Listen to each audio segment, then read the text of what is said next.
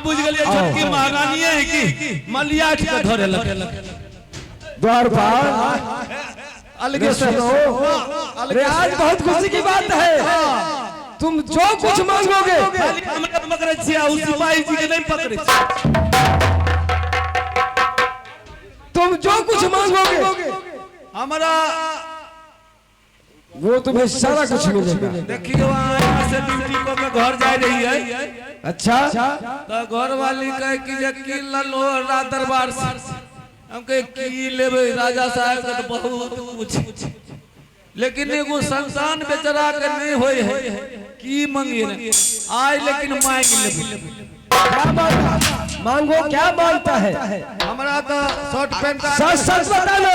सुनो, यदि आज सोनापुर में संतान उत्पन्न हुआ है तो आज जो कुछ मांगोगे मैं अपने दिल से कह रहा हूँ सारा आधा राजपाट लुटा दूंगा। हमारा कुछ नहीं, हमारा पूरा 5 टुक कपड़ा चाहिए, शर्ट पैंट गंजी गमछा। बहादुर अरे सब कुछ मिलेगा तुम्हें। आओ मालिक हमारा घर वाली ला साड़ी साया ब्लाउज, अरे ये भी मिलेगा। एगो बलेसर का वो क्या होता है? आज तोरी ब्लाउज का तोर में नहीं रहे बलेसर का। मैं राजे महाराजे हूँ। जी जी जी जी ये सब भाषा मैं नहीं समझता हूँ। तोर में नहीं रहे क्या रहता है? वो बलेसर का फेंक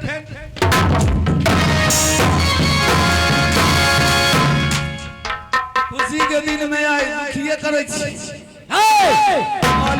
अरे सही सही बताओ क्या चीज होता है? हमें मूर्ख आदमी से पढ़ल लिखल छी, आरी बारी में पढ़ ली हमरा बुझा। ठीक है ऐसा करो, तुम जाओ। ओ सिपाही जी हमें मूर्ख छी, तू पढ़ल लिखल छ तू नहीं समझ। बेहुदा वो औरत वो सामान खुद खरीदती है या मर्द खरीदता है?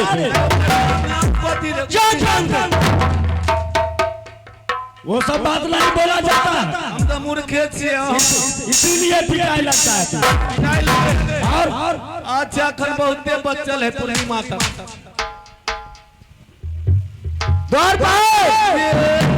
कुछ होने चाहिए बहादुर, मिल गए सब कुछ। अरे मिलेगा मिलेगा, अरे तुम्हारे लिए सब कुछ मिलेगा। आओ कल के माछ आओ ना। पिटल पिटल तब पिटलक। ऐसा करो जैसा तुमने भारत पैदा लिया है। कल के नहीं तो किसके पास है? अब तो अंधारे में सब मलकान अंधेरे में दिन तो अंधारे में। ऐसा करो पहले बड़ी महारानी को बुलाओ। बड़की के कहाँ गलो मनार का फेरा में हमरा जान गोराई के लिए। ए मनारे तो बड़ी महारानी। हाँ कहिए ना महाराज। क्या सुन रहा हो? सही तो सुन रहे हैं। क्या बताओ, मैं तुम्हारे मुख से सुनना चाहता हूँ। हमें बतावे है एक एगो शर्त है कि हमरा बनारस से साबा बिता के नथिया देवे ता। प्रिय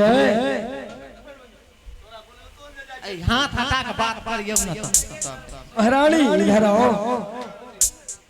अरे तुम जानती हो सबसे बड़ी हो महल के अंदर।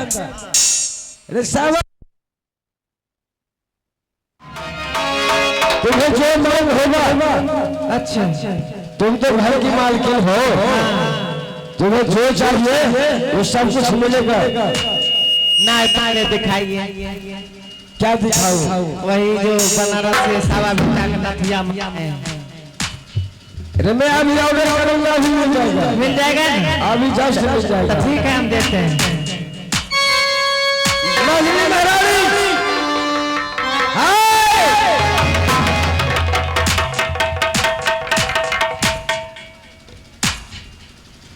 स्वामी जी आप देखिएगा ना तो बाप रे देखते रहिएगा, इतना भारी है। लीजिए हाय लीजिए।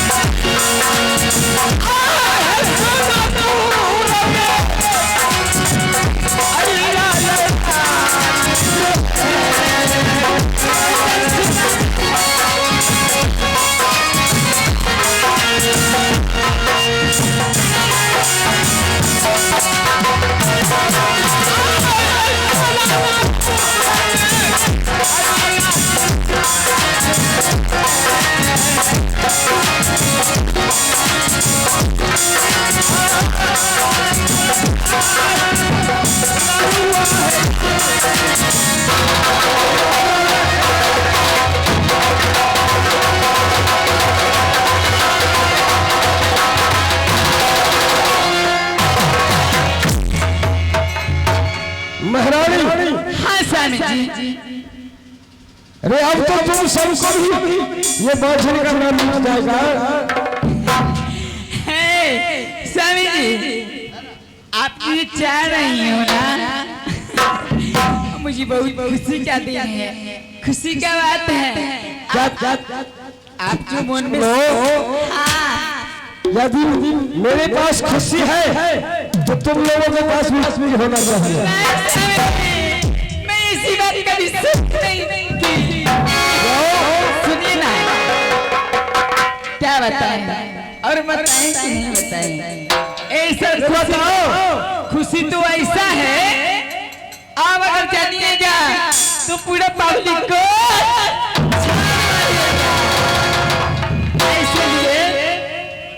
अपने घर में बहुत बालक जन्म लिए, बहुत सुंदर ओसे क्या शेर से सवा शेर। आप तो शेर है ना, वो तो सवा शेर जन्म लिया है। महारानी, हाँ स्वामी जी, मैं ज्यादा बकवास करना नहीं चाहता हूँ, मुझे बालक दिखाओ। स्वामी जी छटपट करे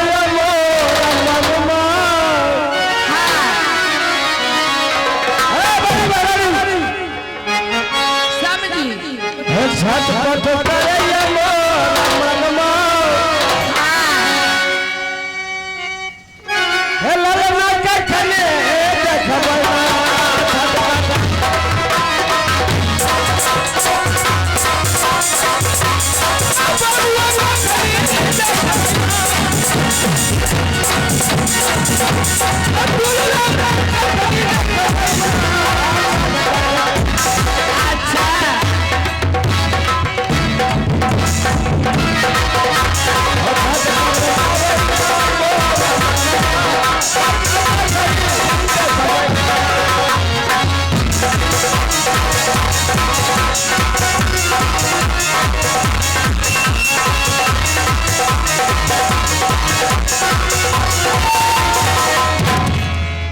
स्वामी जी सुनिए ना। महारानी हाँ जरा मुझे मेरे पुत्र को दिखाओ। स्वामी जी आपको अगर विश्वास नहीं है तू अपने बालक के लीजिए और अपने गोदी में खिलाइए और अच्छा से पहले तो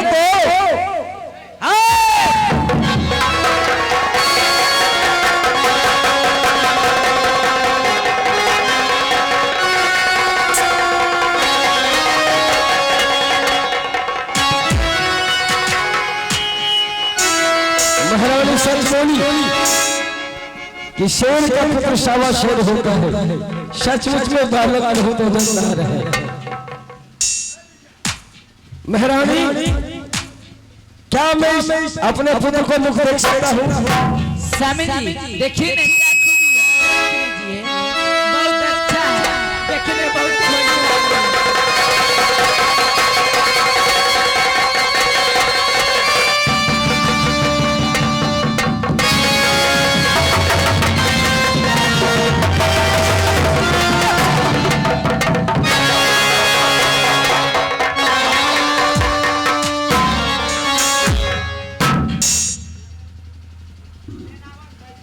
बड़ी महारानी हाँ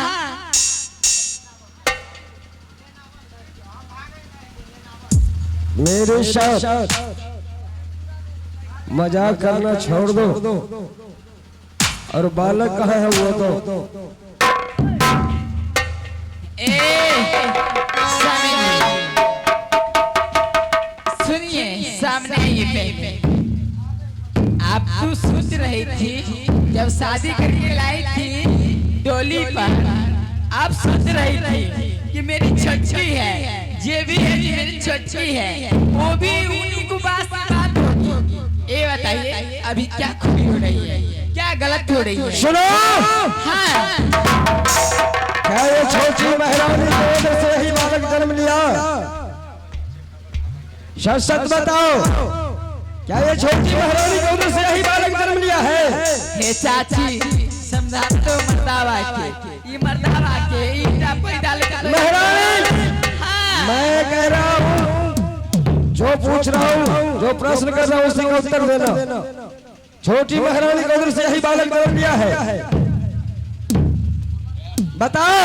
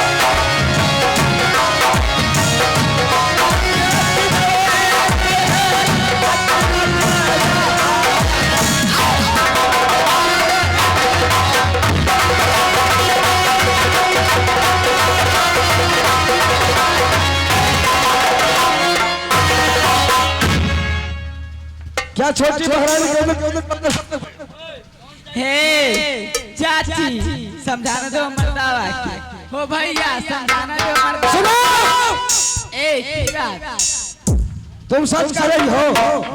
आए चाची ई मर्दावा जे शादी को कल लेकर हमरा सब छम्मा में कहै छी हो भाई हमरा छम्मा में कह के लड़के ई मर्दावा एना हमरा सुतलै रह आप जे हमरा अरे महारानी कहां से दिए है जो मैं पूछ रहा हूँ वही बताओ, क्या यही बालक है? छोटी महारानी का यही बालक है? अरे हिजाबा अरे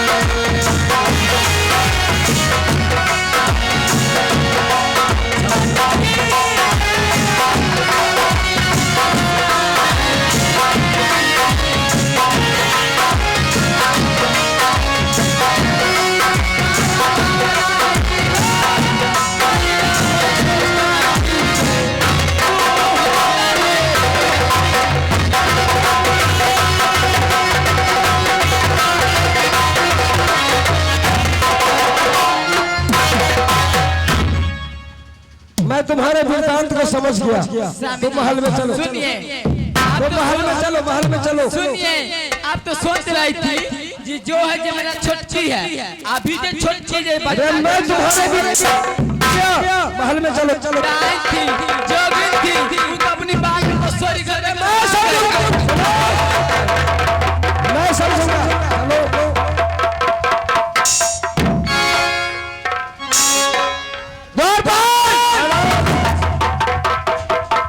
छोटी महारानी से कहो कि महाराज याद किए हैं।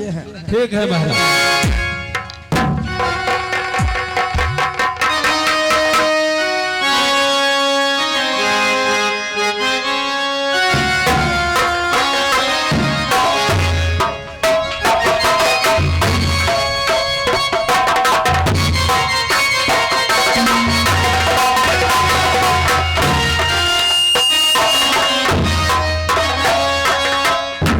महाराज आपको याद की है, जल्द से जल्द जाइए।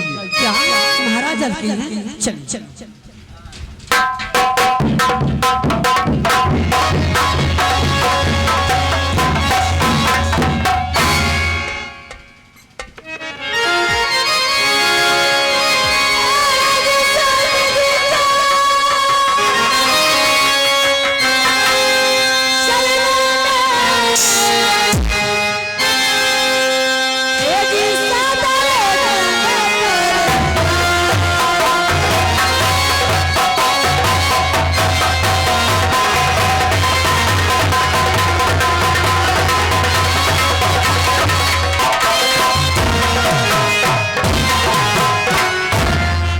स्वामी जी की चरणों में हे जी रानी को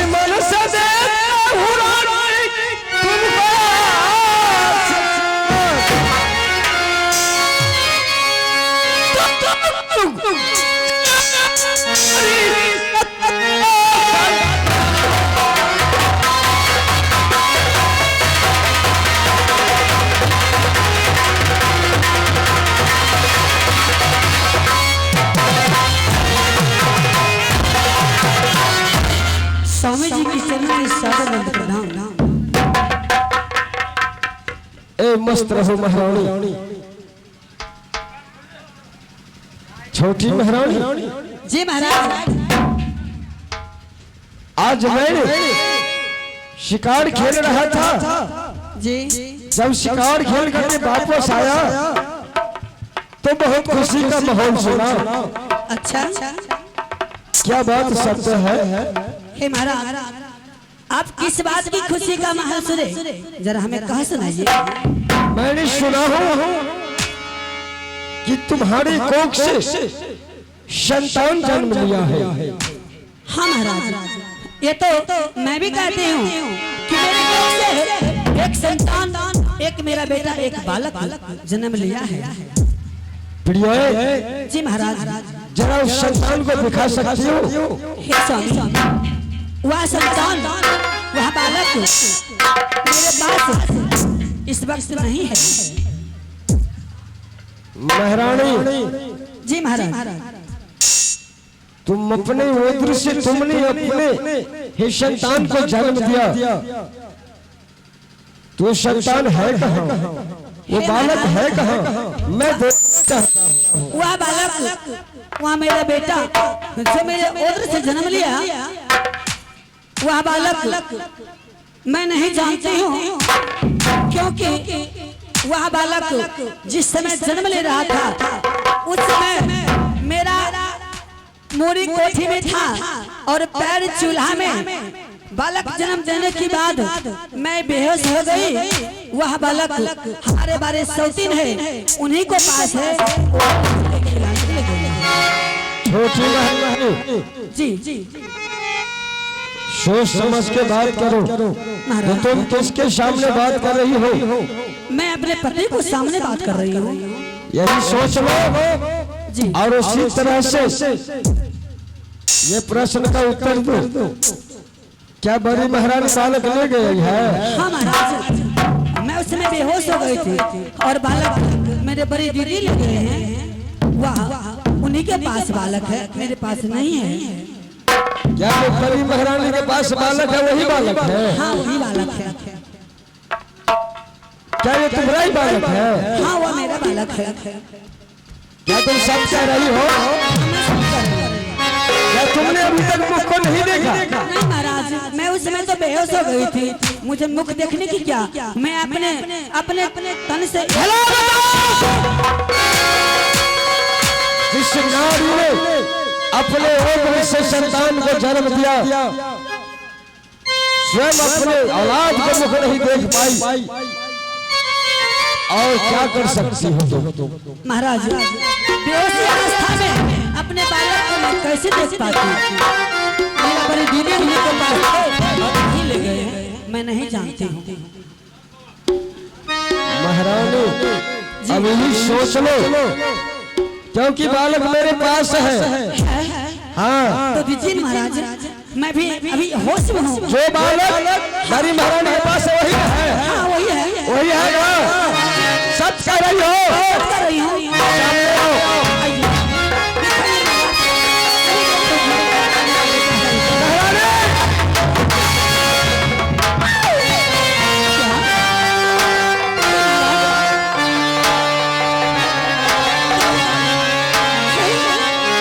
ये बालक है? नहीं महाराज, आप मजाक मत तुमने कीजिए। तो कहा कि बड़ी दीदी के पास है, बड़ी सौतन के पास है। हाँ यही दी है नहीं, तुम्हारी सौतन? ये तो ईंट है, ये तो ईंट है, ये बालक है महाराज। आप मजाक मत कीजिए महाराज। बालक लाओ, बालक कहाँ है? हे महाराज, बड़ी दीदी लगे, मैं नहीं जानती हूँ। आप मुझे ये ईंट ला करके दिए। जो है सामने है, देख लो। नहीं, ये बालक नहीं है।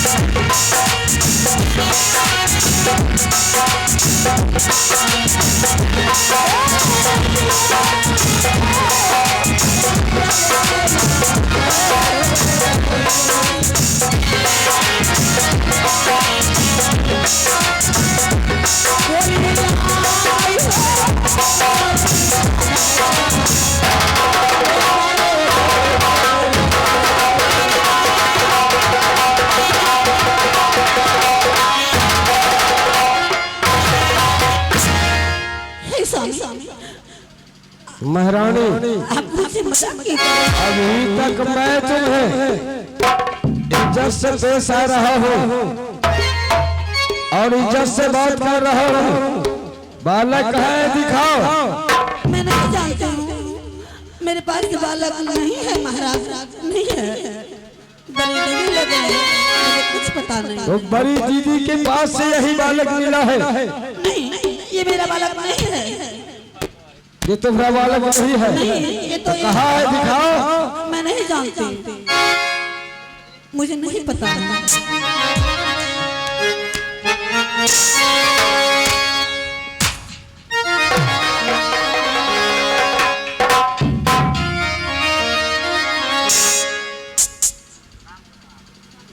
क्या गडनिया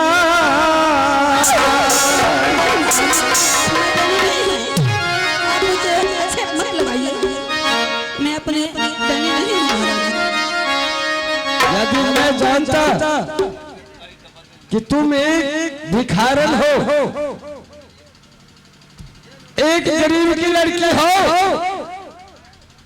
और इस राज्य में आकर मेरे साथ सगाबाजी करती, मैं तुम्हारे साथ स्वयंवर रहना चाहता। मैं मैं आपको कुछ नहीं किया हूँ, मैं सही हूँ, मुझे पास कोई गलतियाँ नहीं हुआ।